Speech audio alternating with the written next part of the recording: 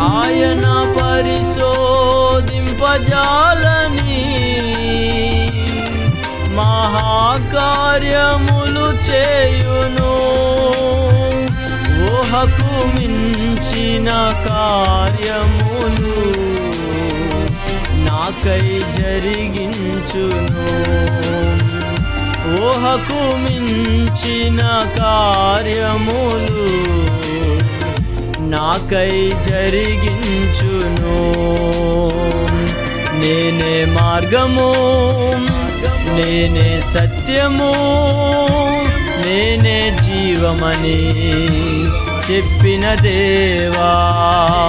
నేనే మార్గము, నేనే సత్యము, నేనే జీవమని చెప్పిన దేవా.